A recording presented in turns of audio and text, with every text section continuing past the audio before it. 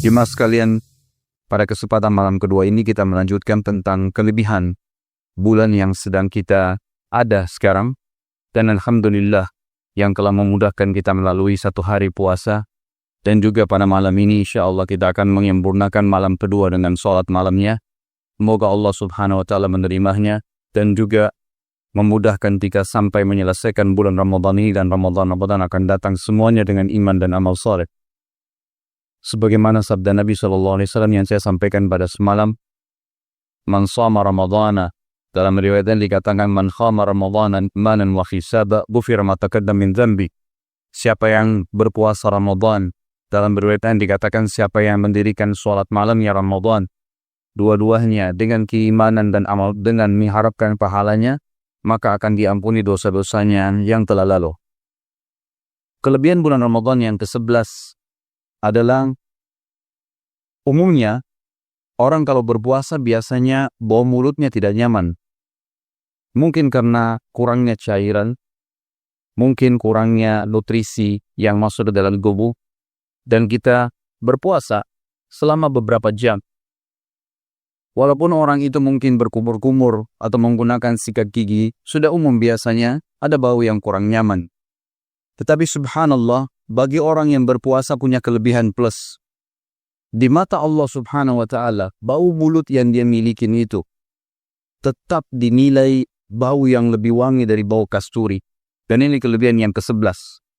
Di mana Nabi kita Muhammad SAW bersabda, bahwasanya bau mulutnya orang yang berpuasa lebih baik, lebih wangi dari bau kasturi di sisi Allah subhanahu wa ta'ala.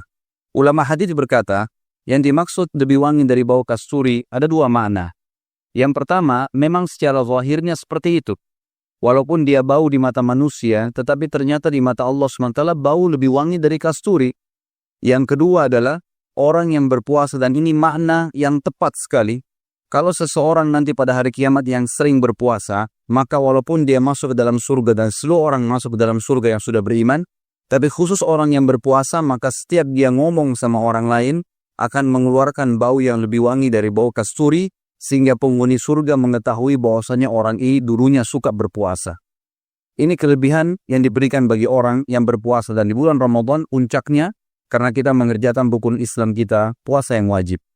Ke-12 jemaah Allah adalah munculnya kepedulian. Di bulan Ramadan juga Allah SWT sedang mentraining kita agar terbiasa peduli. Sesama tentunya, misal dengan adanya lapar, adanya haus. Banyak di antara kaum muslimin atau manusia umumnya mengeluh kalau lapar, mengeluh kalau haus. Padahal banyak pelajaran dilaparkan haus itu. Bukankah jemaah sekalian tanpa lapar kita tidak akan rasakan nikmatnya makan? Bukankah dengan haus, ya, atau dengan haus kita bisa merasakan nikmatnya minum? Jadi dengan lapar kita akan rasa nikmatnya makan, dan dengan haus kita akan rasakan nikmatnya minum. Dan kita mengetahui nilai kedua nikmat itu. Dari sisi yang lain, kita juga bisa merasakan kepedulian. Ternyata ada orang yang lapar.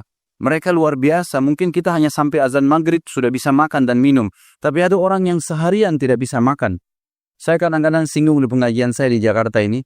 Saya bilang mungkin kalau orang memberikan makan kerabatnya, memberikan minum kerabatnya, sudah biasa, umum saja. Tapi apakah pernah kita melakukan ibadah yang orang tidak sentuh? Dan ini ada nilai plus di sisi Allah subhanahu wa ta'ala. Sebagian ulama mengatakan, kalau ada jenis ibadah yang sama jenis ibadahnya, tapi orang jarang melakukannya atau tidak terfikir dan dia melakukannya, maka dia telah menghidupkan sunnah Nabi SAW, dan siapapun yang mencontohkannya akan dapat pahala. Contohnya misal, pernahkah Bapak Ibu terfikir untuk memberikan makan orang gila?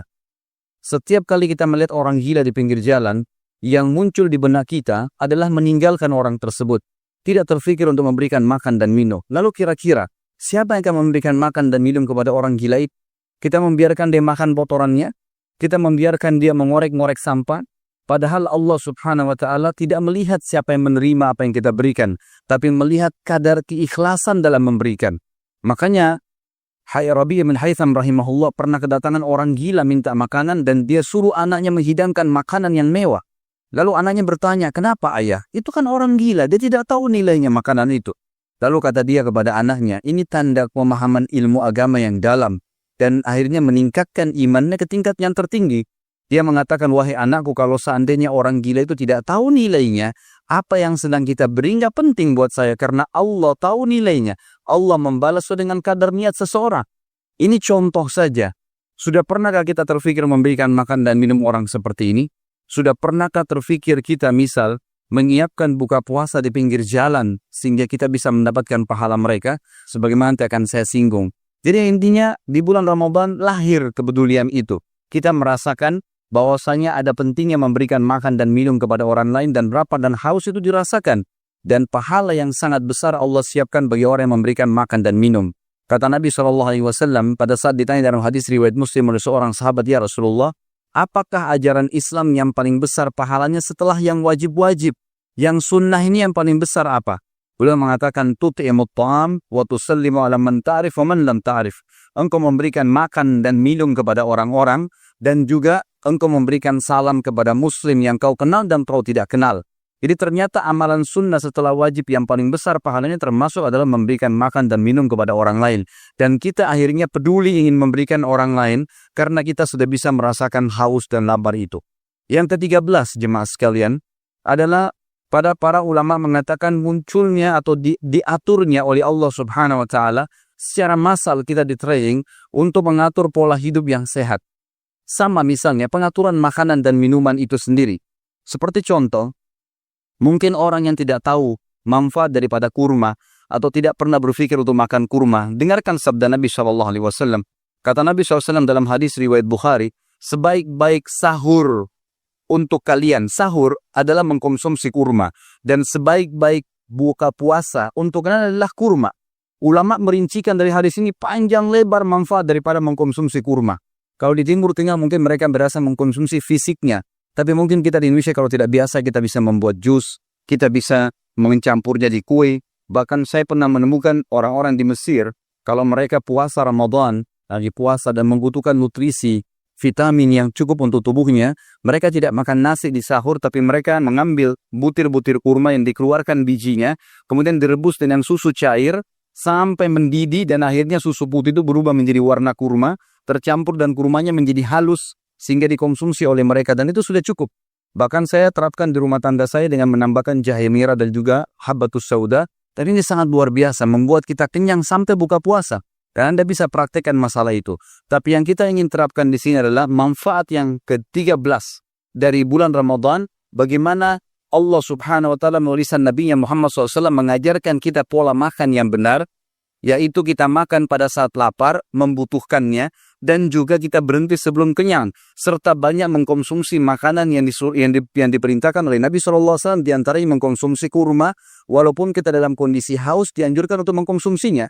Begitu pula, pola makan yang sehat adalah pola makan yang kita makan pada saat cukup. Saya yakin tadi pada saat Anda buka puasa, atau kalau kita lagi puasa dan sampai tiba buka puasa, tidak mungkin sama pola atau porsi yang kita makan dengan kalau kita tidak puasa. Subhanallah, orang kalau tidak puasa itu luar biasa makanannya, sangat banyak. Tapi kalau orang puasa, dia bisa tahu nilainya makanan dan porsi yang semestinya masuk dalam tubuhnya. Sehingga kata para ulama di situ ada pengaturan pola hidup yang sehat. Kata Nabi SAW, tidak ada sesuatu yang lebih buruk, ya bejana lebih buruk yang diisi oleh manusia kecuali perutnya atau mengalahkan perutnya. Dan para medis muslim mengatakan bahwasanya sesuatu yang paling banyak mendatangkan penyakit adalah perut seseorang. Dan bulan puasa mengajarkan seseorang agar terbiasa menjaga dan mengatur makanannya. Ada kisah nyata jemaah sekalian, di Saudi kemarin ada satu orang kaya raya terkenal. Dia subhanallah selama 10 tahun tidak pernah puasa Ramadan. Orang ini gak pernah puasa Ramadan. Setiap mau tiba Ramadan pasti dia berangkat ke Eropa dengan keluarganya. Jadi dia sengaja menghitung dirinya musafir sampai tidak puasa, pulang setelah Idul Fitri. Selama 10 tahun begitu, dengan kaya raya, berfoya-foya hidup. Subhanallah, setelah 10 tahun Allah SWT uji dia dengan penyakit. Dan penyakit ini dia sudah tes, berobat dengan dokter-dokter spesialis yang terbaik di Eropa dan Amerika karena kaya raya. Mereka tidak menemukan penyakitnya apa. Sudah berobat segala macam cara tidak bisa. Terakhir dia temuin seorang profesor agama Kristen Katolik di Amerika yang sudah lama mau masuk Islam. Dan akhirnya ini juga menjadi penyebab dokter itu masuk Islam. Dia mengatakan, pada dokter itu mengatakan, ini penyakit kamu, tidak ada satupun orang yang bisa mendeteksi. Dan dilihat semua hasil ya labnya, semuanya sama. Tidak ada penyakit sama sekali. Tapi kalau dia kesakitan, dia melingkar-lingkar kesakitan. Lalu kata dokter ini, Saya ingat yang saya tahu waktu itu kebetulan menjelang bulan Ramadan bertepatan tahun ke-11, dokternya bilang, saya tahu kalian umat Islam ini punya 1 bulan yang harus berpuasa.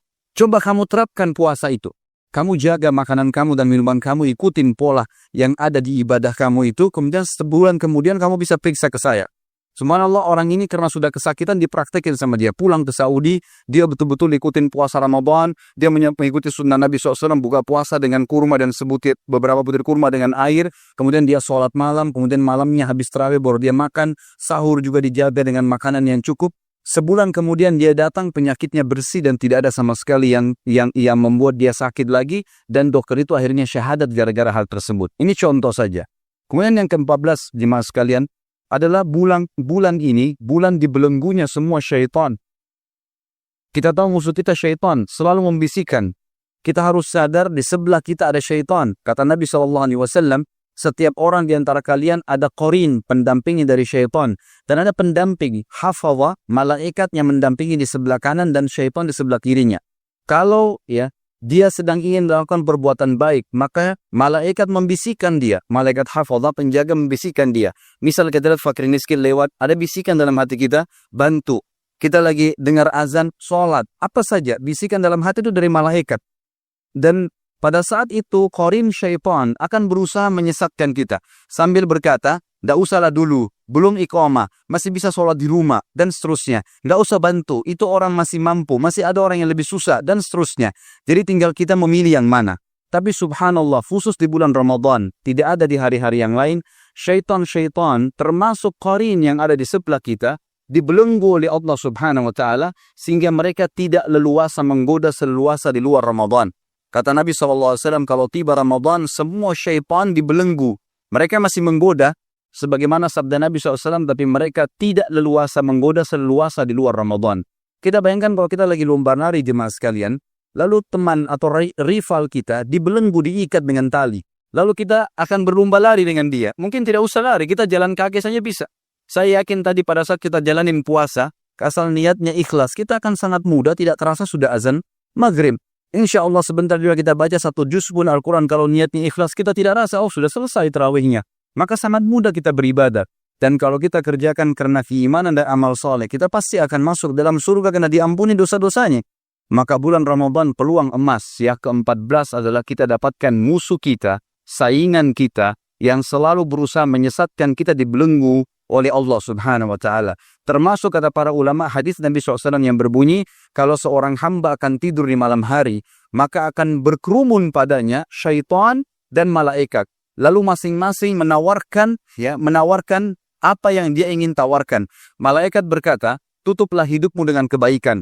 Ingatlah kebaikan-kebaikanmu dan ingatlah amal solehmu, amal burukmu yang sudah sempat atau amal solehmu yang kau ketinggalan. Maka dia pun mengingat. Pada saat itu, Bapak Ibu bisa dipraktekin kalau mau tidur, seringkali kita terlintas, teringat amal soleh yang kita kerjakan. Oh tadi alhamdulillah sudah sholat berjamaah. Oh tadi ada fakir miskin yang saya bantu. Oh tadi saya sempat bakti dengan orang tua saya. Itu bisikan dari malaikat, kata Nabi SAW. Tapi syaitan datang dan menggoda kita. Sambil mengingatkan, mengatakan tutup hidupmu dengan keburukan-keburukan. Diingat semua, diperindah maksiatnya sehingga dia mau mengulanginya ke esok hari. Tinggal dia memilih yang mana.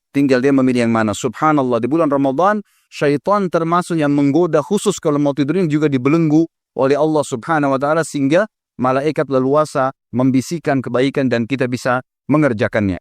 Yang ke-15 jemaah sekalian, bahwasanya bulan Ramadan adalah bulan di mana kita bisa memanen pahala yang sangat banyak. Dan ini tidak ada ditemukan di hari-hari yang biasa. Ya, seperti misalnya, kalau kemarin saya sempat jelaskan adalah Lailatul Qadar, kalau malam ini adalah dengan mendapatkan pahala membuka puasakan orang lain. Kalau saya sering tanya jemaah saya di pengajian, apakah Bapak Ibu mau mendapatkan pahala 30 hari pahala puasa? Karena misal kita puasa 30 hari, tapi Bapak Ibu dapat 30 lagi yang lainnya, 60 yang lainnya, 90 yang lainnya, kelipatan 30 semuanya. Tentu jawabannya mau. Kenapa kita tidak mau, Ustaz? Tapi bagaimana caranya? Sederhana, membuka puasakan orang lain. Kata Nabi SAW, siapa yang membuka puasakan orang lain, maka dia akan mendapatkan pahala orang tersebut tanpa dikurangi sedikit pun. Berapa harga 1 dus air mineral jemaah sekalian? 48 gelas dengan 20.000 sekian, anggap 30.000 rupiah. Tapi kita memiliki 48 gelas. Bayangkan kalau dari 48 gelas artinya 48 jemaah yang minum air tersebut, satu saja orang soleh. Hari itu dia baca 1 juz Al-Quran, hari itu dia sholat malam, hari itu dia jaga sholat 5 waktu di masjidnya, hari itu dia membaca, hari itu dia berbakti dengan orang tua, hari itu dia sedekah, apa saja paket ibadah yang dia kerjakan selama dia puasa, maka hanya dengan seteguk air tadi yang kita berikan. Kalau 48 gelas dibagi 30.000 kurang dari 1.000 rupiah satu gelasnya, atau 600 rupiah saya satu gelasnya, kita mendapatkan pahala dia semua. Bagaimana kalau 48 itu semuanya adalah orang-orang yang baik dan soleh? Berapa banyak pahala yang kita panen dan tidak dikurangi sedikit pun dari pahala itu. Nah, ini hal yang mendasar yang harus kita ketahui. Alhamdulillah di masjid kita ini terbuka peluang.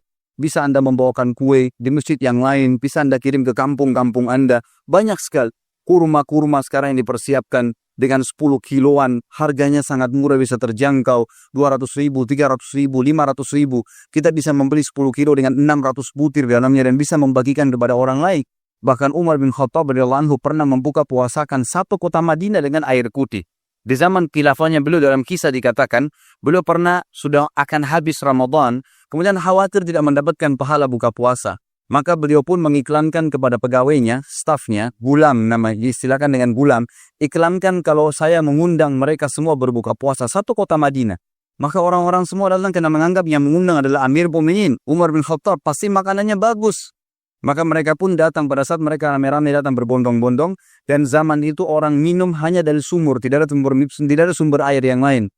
Maka dibagikanlah gelas-gelas dari tanah liat kepada semua orang ini. Kemudian mereka semua disuruh antri di sumur, dan setiap kali dituangkan air oleh stafnya Umar, mereka selalu berkata, mungkin sebentar urmanya keluar, mungkin sebentar kambingnya keluar. Tapi ternyata sampai selesai air semua dibagikan, kemudian semuanya pada duduk dan terdengar azan, stafnya Umar berkata, silakan Anda berbuka puasa dengan air di tangan Anda karena Amir Mu'minin tidak punya kecuali itu. Akhirnya mereka pun berbuka puasa dan mereka tahu bagaimana Umar ingin mengejar pahala. Tentu saya tidak katakan Anda lakukan ini sementara Anda punya kemampuan, tapi bagaimana kita bisa mendapatkan pahala dan bagaimana para ulama dulu, diantaranya sahabat Umar bin Khattab, ingin mengejar pahala ini. Jadi ini hal mendasar. Kalau seandainya Anda memang betul-betul tidak punya kemampuan membuka puasakan orang, padahal uang itu juga sedekah, maka ada cara yang lain. Misal, Anda buka puasa di masjid kita ini, ya semoga Allah selalu menjaganya, kita buka puasa di sini. Maka bisa Anda partisipasi, membantu marbot untuk menatah saja. Itu juga sudah ada pahalanya. Saya dulu waktu masih mahasiswa di Madinah, jemaah sekalian, dan ini Anda perlu ambil juga sebuah hukum syar'i. Boleh seseorang menceritakan apa yang dia lakukan kalau dia selamat dari riya. Dia bisa kontrol dirinya dan memang tujuannya untuk memberikan manfaat. Saya dulu waktu masih mahasiswa tahun 90-an di Madinah, pada saat saya tidak punya duit, belum terima beasiswa, waktu itu kami disiapkan sekitar 520 real beasiswanya.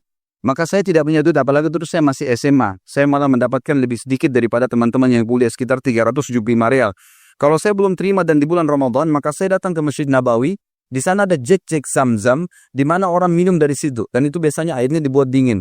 Maka saya cuma duduk di situ, jemaah sekalian, saya ambil gelasnya, saya tuangin orang yang mau ambil air sampai menjelang azan. Dan saya lihat, satu kali taruh gelas plastik itu bisa 100 gelas. Itu habis gelasnya. Dan alhamdulillah itu yang saya bisa lakukan, dan Allah akan membalas sesuai dengan kadar niat seseorang. Kita bisa lakukan. Kalau ada orang yang benar-benar malas, nggak mau juga bantu marbotnya, masih ada cara untuk dapat pahala. Bagaimana? Coba kalau pada saat duduk mau buka puasa dengan teman di sebelah, bagi saja air mineral Anda dengan teman di sebelah. Itu saja. Ini ambil ya, ambil pahala saya ambil pahala kamu. Ini nggak ada modalnya. Kalau ini juga nggak mau dikerjakan, luar biasa malesnya. Karena ini luar biasa, pahala bisa didapatkan, apalagi kalau 10 orang, apalagi kalau 100 orang. Maka ini kesempatan, dan di bulan Ramadan adalah peluangnya luar biasa karena puasa wajib dan memang lengkap 1 bulan. Kalau di hari-hari lain mungkin kita hanya mendapatkan dari puasa Senin Kamis, ada jaraknya. Selanjutnya yang ke-16 adalah puasa Ramadan bisa memberikan kita pahala yang kita akan panen hari kiamat yang tidak ada mengalahkannya. Atau bahasa lain kurang lebih ulama mengatakan, puasa adalah ibadah yang paling besar pahalanya. Karena ini firman Allah Subhanahu wa taala. Dalam hadis Bukhari, Allah Subhanahu wa taala berfirman berkata, semua amal ibadahnya anak Adam, saya sudah tentukan kadar pahalanya 10 sampai 700 kali lipat, kecuali puasa. karena dia meninggalkan syahwatnya, makanannya, minumannya karena saya, kata Allah. Maka saya akan membalasnya langsung. Kata ulama, tidak ada yang mengalahkan pahala puasa karena Allah tidak menentukan kadar pahalanya. Jihad, sholat, haji, semuanya dikalahkan dengan puasa.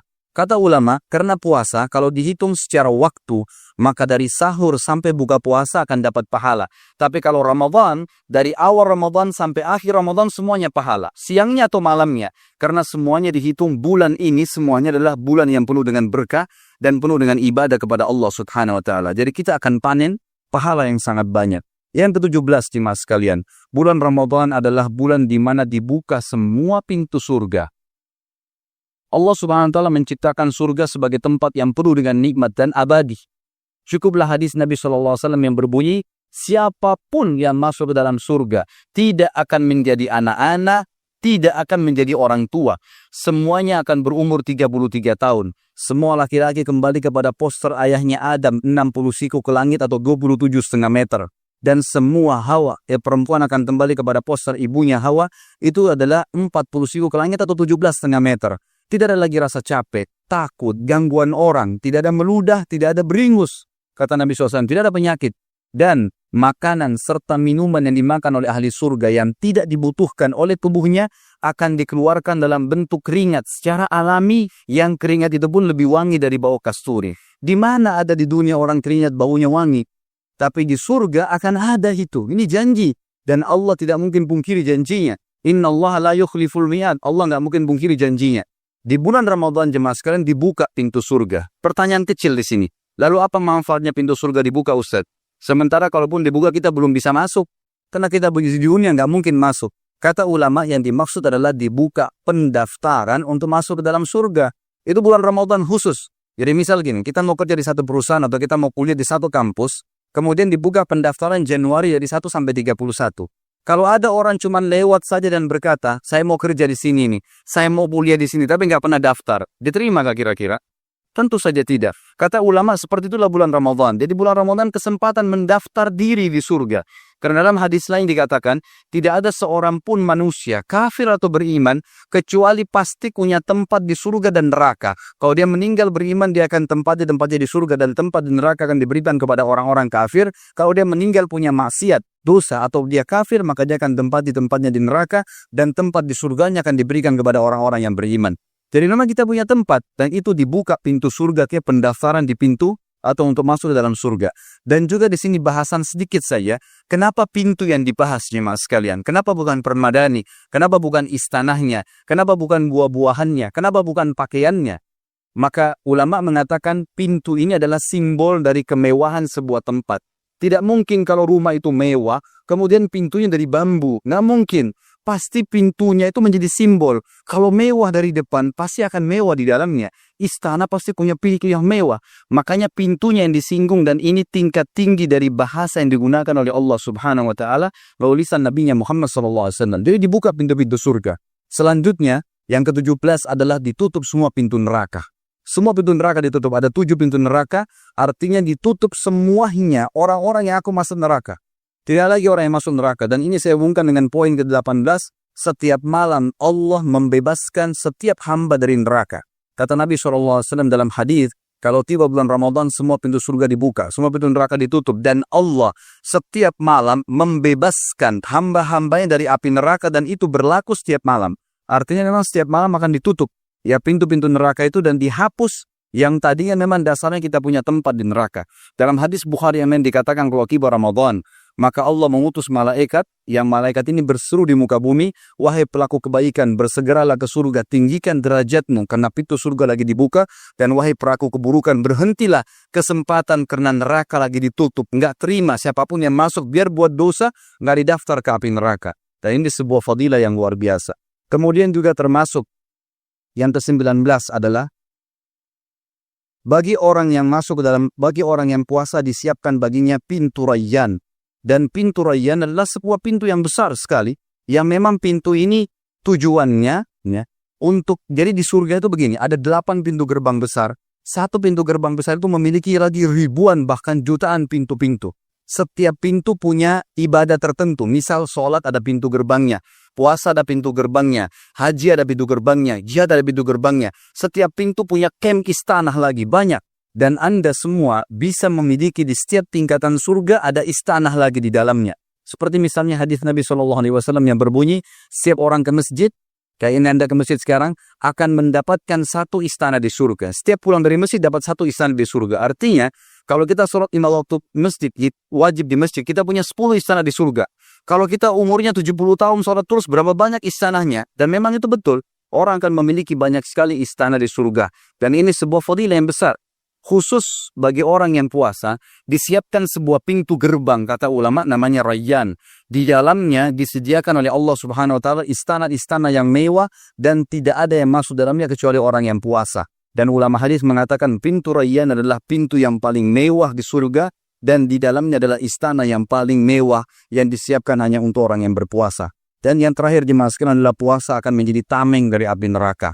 Karena Nabi SAW dalam hadis, ya, siyamu junnah kajunnah ahaditkum minal qital. Puasa itu akan menjadi tameng, ya, seseorang di antara kalian perisai dari api neraka, seperti dia tangkis api neraka, ya. Sebagaimana kalian menggunakan perisai dari serangan musuh di saat lagi berperang. Jadi kita bisa selamat dari api neraka dengan beragam macam fasilitasnya tadi. Di antaranya diberikan, diselamatkan dari api neraka, di buku ditutup pendaftarannya, tidak ada lagi hukuman, dan juga kita akan menjadikan puasanya sebagai tameng dari api neraka dan tidak ada ibadah yang seperti puasa. Allahu a'lam. Semoga dengan 20 poin ini kita bisa mengambil pelajaran dari situ. Dan insya Allah, ya, semoga Allah Subhanahu wa Ta'ala, saya berdoa dari semimbar ini, yang maha melihat dan maha mengetahui, menyelesaikan seluruh permasalahan muslimin yang sedang dihadapi, di antaranya yang terjadi di Palestina, di Syria, di Irak, di Yaman, dan juga di Burma sekarang, yang memang mereka lagi, ya, luar biasa ditimpa cobaan. Dan insya Allah pada kesempatan hari Senin saya akan banyak bicara tentang saudara, kepedulilah dengan kaum muslimin.